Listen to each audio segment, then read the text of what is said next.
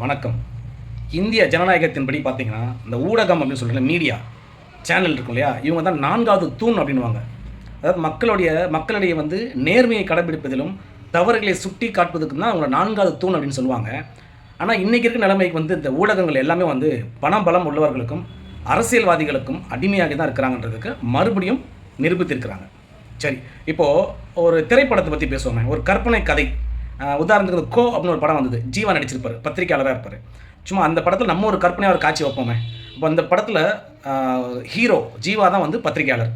அந்த கேமரா எடுத்துட்டு சம்பவம் நடக்கிற இடத்துக்குலாம் போற ஆள் வச்சுப்போம் இல்லையா? அப்போ அந்த படத்துல ஒரு காட்சி எலக்ஷன் நடக்குது ஒரு மாநிலத்துல.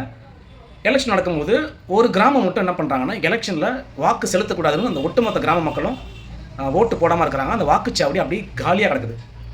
இந்த தகவல் வந்து ஜீவாவுக்கு தெரிய வருது. அது ஹீரோவுக்கு. அவர் உடனே போய் அந்த மேனேஜரை பார்த்து சொல்றாரு, "சார், இந்த மாதிரி ஒரு சம்பவம் நடந்திருக்கு. ரொம்ப ஹாட் டாபிக். முக்கியமான செய்தி. நம்ம வந்து இத எடுத்துட்டு போய் நம்மளுடைய சேனல்ல காட்டுனோம்னா மக்கள் நெறைய பார்ப்பாங்க. நம்ம சேனல் அதிகமா வியூ ஆகும்." அப்படின்னு சொல்றாரு. உடனே மேனேஜர் சொல்றாரு, "யோ, நாயா ரொம்ப ஓவரா பண்ணாதயா. இதெல்லாம் வந்து இப்படி பண்ணோம்னா ஆளும் கட்சிக்கு எதிரா செயல்படதா ஆயிடும். இருக்கிற வேலைய போய் பாரு." அவர் சொல்றாரு, "சார், என்ன சார்? நம்ம தானே ஜனநாயகத்தோட 4வது தூண். இது எவ்வளோ ஒரு தேர்தல் அப்போ ஒரு ஊரே புறக்கணிக்குது, ஓட்டு போட மாட்டோம்னா அது எவ்வளோ பெரிய விஷயம் சார். நம்ம போய் எடுப்போம் சார், கவர் பண்ணுவோம் சார்ன்றாரு." "அப்படி பண்ணுறதா இருந்தால் உன்னோட ஐடி கார்டை கழட்டி வச்சுட்டு நீ மட்டும் போப்பா" அப்படின்னு சொல்லி மேனேஜர் சொல்லிடுறாரு. ஹீரோ வச்சே டென்ஷன் ஆகிட்டு ஐடி கார்டு கழட்டி வச்சுட்டு உன் வேலையை வேணாம் ஒன்றும் வேணாம்னு சொல்லிட்டு சொந்தமாக ஒரு கேமரா மைக் எடுத்து அந்த ஊருக்கு போயிடுறாரு. அந்த ஊரில் போய் மக்களை சந்திக்கிறாரு. என்ன பிரச்சனை கேட்குறாரு. அந்த மக்கள் எல்லாம் சொல்கிறாங்க. பிரச்சனை கேட்டு அதிர்ந்து போகிறாரு. உடனே வெறி வந்துடுது ஹீரோவுக்கு. அப்படியே மியூசிக்லாம் பேக்ரவுண்ட் மியூசிக்லாம் பயங்கரமாக ஏறுது. உடனே ஓனா ஒரு சேனல் ஆரம்பிக்கிறாரு. யூடியூப் சேனல் ஆரம்பிக்கிறாரு. வீடியோ போடுறாரு, அப்லோட் பண்ணுறாரு. அது பயங்கர வைரல் ஆகுது. ஊர் மக்கள் எலெக்ஷன் நடந்துட்டு இருக்கும்போதே எல்லாரும் இந்த வீடியோ பார்க்குற மாதிரி ஆயிடுச்சு. எலெக்ஷன் கமிஷன் தேர்தல் ஆணையமே இந்த வீடியோவை பார்த்துட்டு டென்ஷன் ஆகிட்டாங்க. உடனே தேர்தல் அதிகாரிகள் பெரிய பெரிய அதிகாரிகள் அந்த ஊருக்கு போகிறாங்க. ஊருக்கு போய் அந்த மக்களை ஏன் இப்படி பண்ணுறீங்க, வாக்கு செலுத்தலாம் வந்து தேர்தல் அது ஜனநாயகத்துக்கே வந்து அவமானம் ஆகிடும் அப்படின்னு சொன்னால் நீங்களால் பண்ண முடியாதுங்க, எங்களுக்கு இந்த பிரச்சனை இருக்குது, அதனால் யாருமே கண்டுக்கல, அதனால் நாங்கள் பண்ண மாட்டோம்னு சொல்கிறாங்க. என்னதான் முடிவு அப்படின்னு கேட்டால் அவர் பேசி ஓரளவுக்கு சமரசம் பண்ணி நாங்கள் சரி வாக்கு செலுத்துகிறோம்னு சொல்லிட்டாங்க. ஆனால் அந்த மக்களுக்கு ஒரு குழப்பம், நம்ம யாருக்கு வாக்கு செலுத்துறது? இருக்கிற ஆட்சி இப்போ செய்தவனும் சரி, முன்னால் இருந்தவனும் சரி, எவனுமே நமக்கு பண்ணலையே இந்த விஷயத்துக்கு.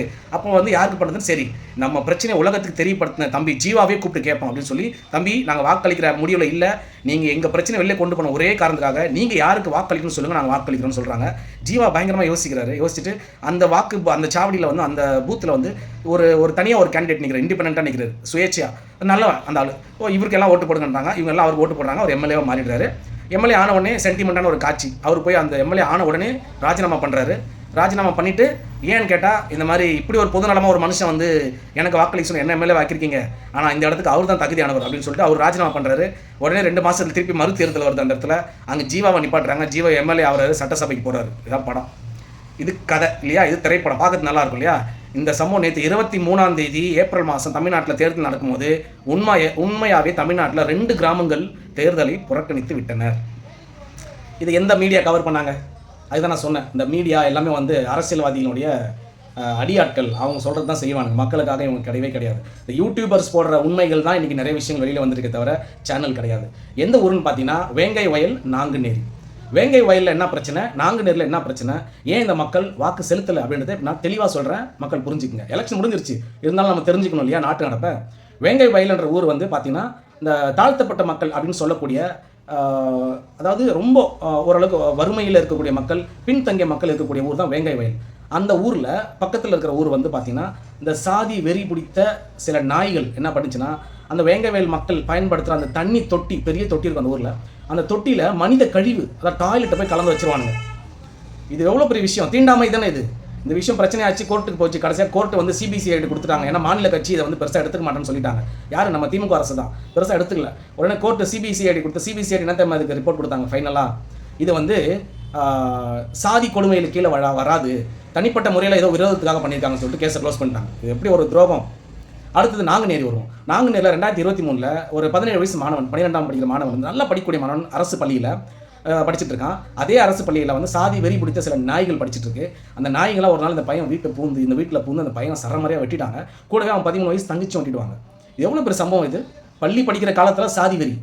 இந்த சம்பவமும் வந்து ஆட்சியில் இருந்த திமுகவும் எதிர்க்கட்சியாக இருந்த அதிமுகவும் ஒன்றும் பெருசாக எதுவும் கிழிக்கல. அதான் நாங்கள் சமத்துவ கட்சிகள், சமூக நீதி கட்சிகள் என்று பெரியார் வழியில் வந்த சமூக நீதி கட்சிகள் என்று பெருமை பீத்திக்கின தெரிகிற இந்த 2 கட்சிகளும் ஒன்றும் கிழிக்கல. இந்த 2 கட்சிகளுக்கு இது எவ்வளோ பெரிய அவமானம் தெரியுமா? ஒரு கிராம மக்களே வந்து ஓட்டு போடாமல் விடுறதுன்றது இதை விட பெரிய அவமானம் யாருக்கு தெரியுமா? தலித் மக்களின் தலைவன், தலித் மக்களின் தெய்வம் அப்படின்னு சொல்லி திருமாவளவன் அவர்கள் எல்லாரும் சொல்லுவாங்க. அப்படி அது உண்மையானால் அவருக்கு தான் இது முதல் அவமானம். ஏன்னா இது இவங்களுக்கு குரல் கொடுக்க வேண்டியது அவர் தானே. சும்மா ஒரு முறை போராட்டம் நடத்திட்டா போதுமா? தீர்வே கிடைக்கலையே. அப்படி நீ உண்மையான தலைவனாக இருந்தால் இந்த மக்கள்லாம் உனக்கு ஓட்டு போட்டிருப்பாங்க இல்லையா? திருமாவளவன் அவர்களுக்கு ஓட்டு போட்டிருப்பாங்கல்ல, திருமாவளவனையும் புறக்கணிச்சிட்டாங்களே. இப்போ அவருக்கு இது பெரிய அவமானம் தானே. அடுத்த அவமானம் இந்திய தேசியத்துக்கு அவமானம். ஒரு தேர்தல் ஆணையத்தை புறக்கணிச்சிருக்காங்க, இந்திய ஜனநாயகத்தை புறக்கணிச்சிருக்காங்க. அதுவும் நியாயமான கோரிக்கைக்காக, அவங்களுக்கு நியாயம் கிடைக்கலன்றதுக்காக புறக்கணிச்சிருக்காங்க. எவ்வளோ பெரிய அசிங்கம். இந்நேரம் இந்த மீடியாக்கள் எவ்வளோ ட்ரோல் பண்ணி இதை பெரிய விவாதமாக கொண்டு போய் ஜனாதிபதி அளவு கொண்டு போய் இதை எவ்வளோ பெரிய இஷ்யூ ஆக்கியிருக்கணும். எந்த சேனலுக்காரனாலும் இதை பற்றி ஒரு விவாதம் மாட போட்டானா, அதை விட்டா இவன் வந்து ஜாக்கெட் போடல, இவன் அவன் கூட போயிட்டான், அவன் இவன் கூட போயிட்டான், இவன் டிவோர்ஸ் பண்ணிட்டான், இதை வச்சு விவாதம் பண்ணிட்டு இருக்கிறாங்க பரதேசி பசங்க. இதுக்கு விவாதம் பண்ண மாட்டீங்களாடா? ஒரு ஊரே புறக்கணிச்சிருச்சு. எந்த சேனல்லையாவது திராணி இருக்கா இதை பற்றி விவாதம் பண்ணுறதுக்கு? ஒருத்தனுக்கு திராணி கிடையாது. அதனால் மக்கள் எல்லாருக்கும் நான் கேட்டுக்கிறது என்னன்னா, இந்த மழை வரல, வெயில் அடிக்குது, புயல் அடிக்குது மட்டும் டிவி பார்த்துக்குங்க. மற்ற எந்த செய்தியும் டிவியில் நம்பாதீங்க தயவு செய்து. உங்களுக்கு பிடிச்ச யூடியூப் சேனலை பார்த்து, பல சேனலை பார்த்து விஷயங்கள் அதுலேருந்து தெரிஞ்சுக்குங்க. இதுதான் இந்த காணொலியோட சாராம்சம். நன்றி, வணக்கம்.